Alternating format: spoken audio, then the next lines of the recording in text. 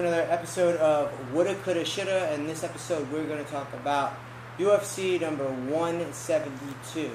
The first match we'll discuss, or fight we'll discuss, is in the women's division. What was the weight class? Do you know? I think it was bantamweight.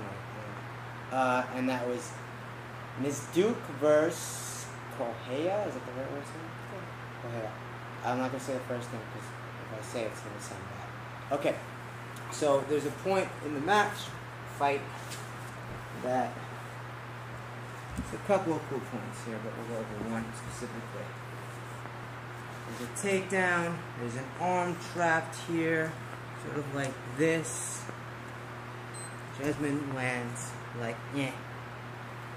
Lays under the belly, goes over the face, okay?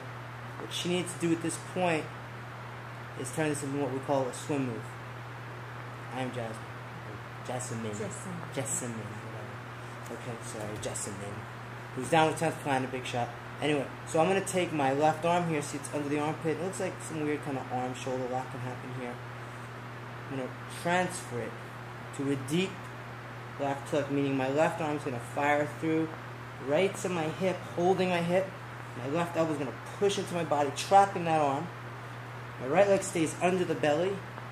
And my left shin immediately is going to hop over. I'll be nice and not smash on the head. So if I bump my forearm, left shin is going to come over the head. I'm going to push down with the left shin here. I'm going to roll over towards the camera. I'm going to go off the camera so we don't run it over. She'll protect her arm. Generally, that's usually what's going to happen. I'm going to roll, slamming my hip. Like stop, drop, and roll like you're on fire. Rolling all the way over. My right hand will grab the foot here and pull the block. And I will be, so you can see, set up here for an armbar. And how she takes it, I don't know. I usually go to the douchebag. Put the foot on the throat. Can't really see it. Kick on the throat. Take the arm. You need to know my left foot's right here. I'm pushing away.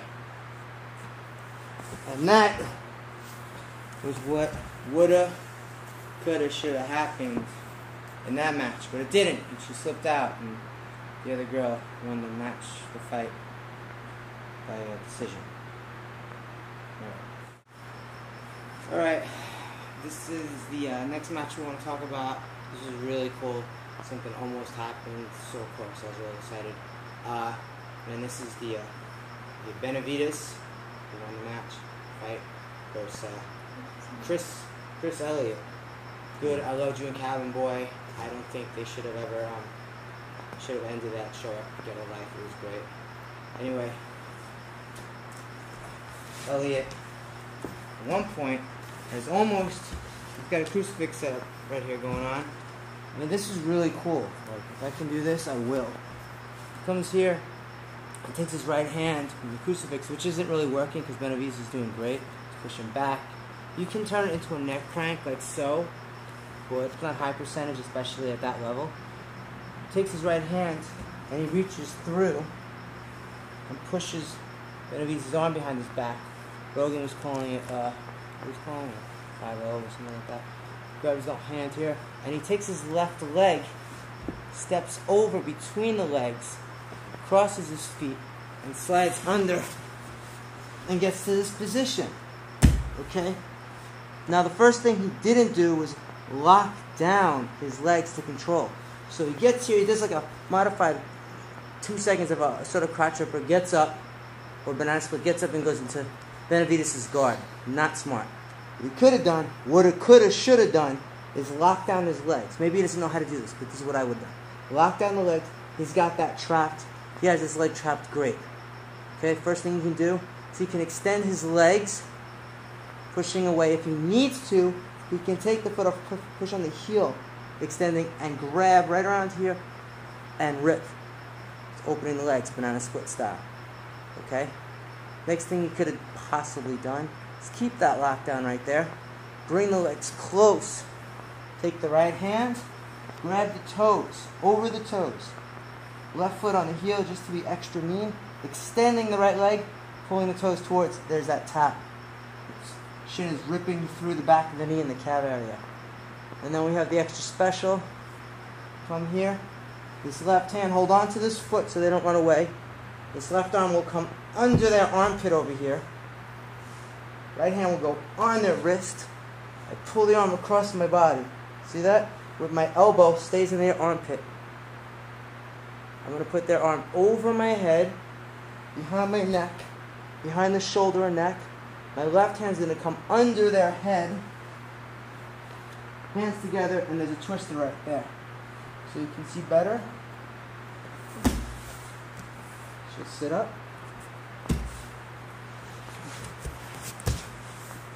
Make believe we're laying down. That arm is behind my back when I reach it over. My left hand would come behind the head. My right would meet, extend the legs, pull their head towards me.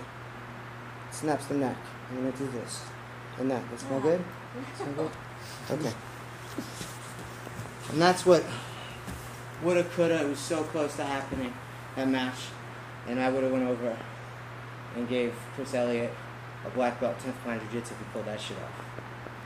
Cabin boy. And that's all I have for you today, because there was like a million guillotines, and everyone that got guillotined, there wasn't much defense they could have done for it, except tap quicker. Thank you very much, and we'll see you next. I'm Scott Epstein. This is Jitsu. That's G with the J-E, not a G. Don't stalk her on Facebook, you freaks.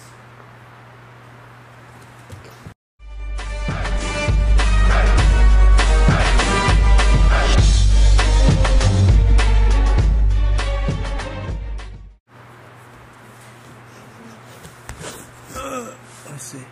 Oh yeah, this number's going. This is gonna be funny to edit. Did you say Chris Elliot on purpose? Yes.